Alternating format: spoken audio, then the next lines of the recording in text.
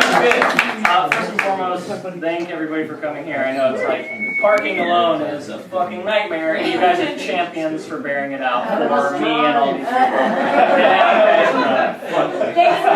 Man, I don't know how to follow that guy. He's a son of a bitch, but I'm happy. So I'm going to read. This is the first time I've read from this book, Solid, which Giancarlo just told me I have to like rush to edit, and then it turns out he got the dates wrong, and now I don't have to edit it until next year, but I did all the work. And a weird story before I start. While I was editing this book, there's this like 2-paragraph passage that basically predicted me getting sick, which I got sick earlier this year, being hospitalized, getting catheters stuck in me, having like weird shit drained in a bag strapped to my leg, getting cut open, all sorts of fun shit, which I'm fine now, but it was, yeah, exactly, hyperstition to the max. So I need to like be careful about what I write about, or, you know, I will like, but if anything happens more from this book, my head will explode, I'll be tortured, all sorts of fun shit. So I took 3 paragraphs from the book, one from the beginning, one near the middle, and one near the end, and I squished them together, and we'll see if it works. Children's Hour. I feel I should fill in some philosophy or a more formal advice. Channels can be changed. Here too, let it be known that a man in a box is yet a man. A man buried is as lonely as he will ever be and ever was. Walls move if you do not watch them. Never take the pill. Highly regimented diets of air will sustain us. Troughs are to be watered and pigged upon. Mountains are climbed are no less immortal. The back of the hand is a ravine that should not be crossed. Never touch. The unremarkable sound that faints in your bedroom at night is glass shattering. Swallow when spoken to, spit when exhumed. A tar-stained grope will never do, and a year's worth of salt will build upon dank newspapers left quiet. Ignore the patterns in the smeared print, they only forebode. Askewed and astern, default. Let the noises crowd each other like tea leaves and turn to the stars.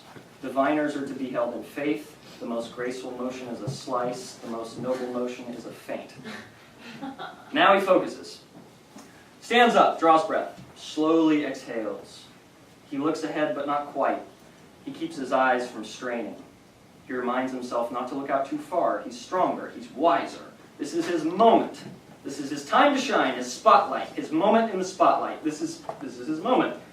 He stands and is ready to deliver. He's stronger. He calms himself, collects his thoughts, gathers his wits about him. It's stronger. He collects his wits, gathers himself, cools, he exhales.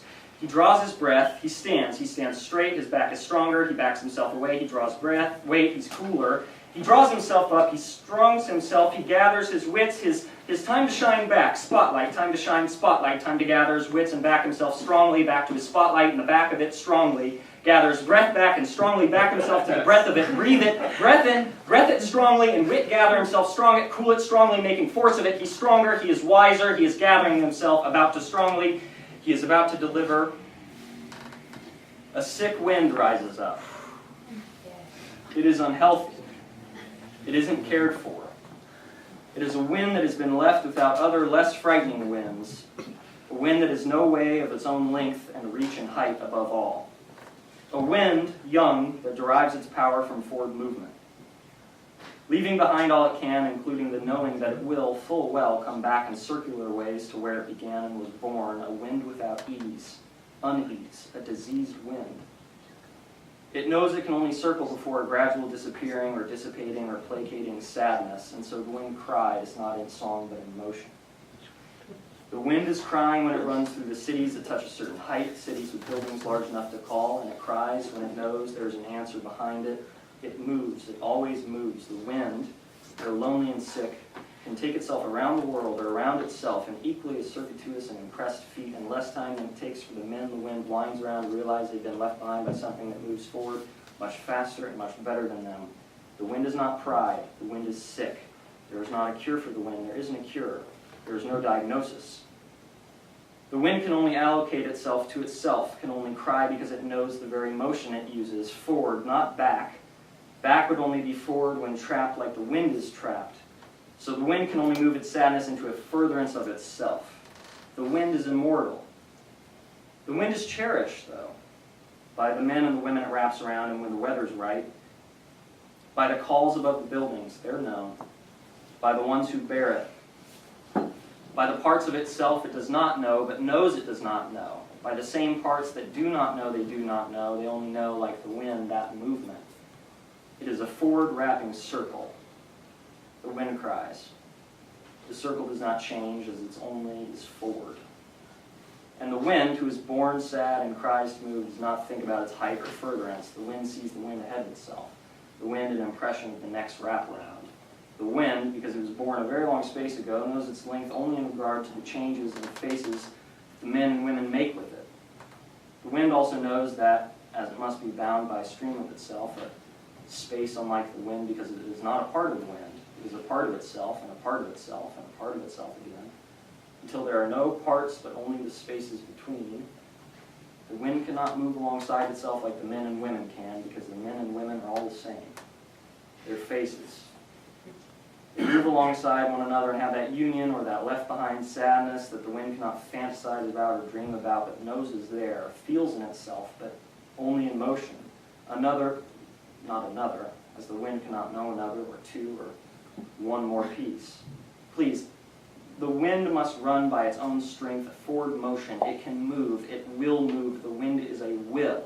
It does not know this, as it must be still to know, but it does feel. The wind feels this. This is the secret of the crying and the sadness and the diseased circuit. The wind does a sensing. It senses without itself knowing, like numb parts of the men who run alongside each other, or the women who smile and wrap around. The faces do not know each other, but the wind senses. But the wind also, while moving, feels in it that if it stopped, the sense of itself, the wind knowing that in its motion it is a motive and sensitive thing, it knows it can stop. To stop and be still is not wind, but space, filled or not, air. Wind, though born, feels unknown to death, feels itself to be known only in moving, sometimes achieving the same place in two circles, sometimes wrapping around the same faces, all the same, sometimes in fear of its birth, or fear of its sadness, or fear of its ceaseless motive motion, or fear of its sensing, knowing, fear of its not being wind, fear. The wind is fear. The wind is fear in knowing. And the people who run alongside each other can only block their eyes, shiver. So that's that. Then, because I knew that was going to be short, and as it should be, I brought a poem by a guy named Mark Leidner. Yeah! Woo! Mark Leidner, like Derek and like Christopher Higgs, the two other dudes I published, is a fucking genius, and his work is amazing. And I published a book of his, a collection of aphorisms that I actually solicited from his fucking Twitter feed, which is a godsend. And we worked on this book for a year and a half, and it's a really brilliant collection of aphorisms. Not what I'm going to read from, however, because those are aphorisms, and I feel a little weird dictating some poetic wisdom to you. It'd be a little fucked up. So, this is from a poem he wrote called Romantic Comedies. That's a crowd pleaser. I'm going to read from it. He has a turtle, and she has a shell. She's the principal, and he's the janitor. She's a widowed social worker looking for a father figure, and he's an elderly vagrant. She's a woman, and he's a woman. He's unprincipled, and she's principled. Everyone in his life has drowned, and he hates dogs, and she's a collegiate swimming coach with 1,000 dogs. He's a collapsing star in the heart of the galaxy, and she's an ex-con with 5,000 space bucks and nothing to lose.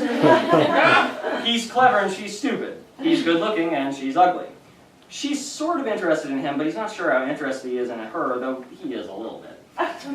He is always being ironic, and she is disdainful of irony. He's a prosperous historian living in the present day, and she's a historian struggling to make ends meet from the future. She's a sassy black oncologist, and he's a racist with prostate cancer.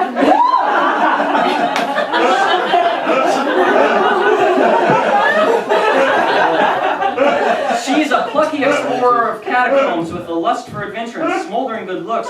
He's the quiet type, content to stay at home reading about the exploration of catacombs only in books. He's moneyed and she's a bitch. He's squeamish around blood, but she is courteous around blood.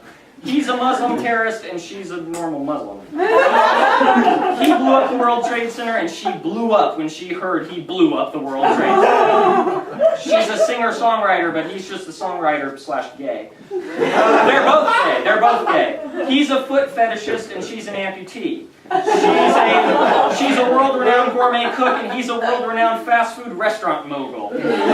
He's a highly sought-after model caught up in the spree of drugs and sex that is the Berlin fashion scene, and she died in a car wreck 6 years ago in Zurich.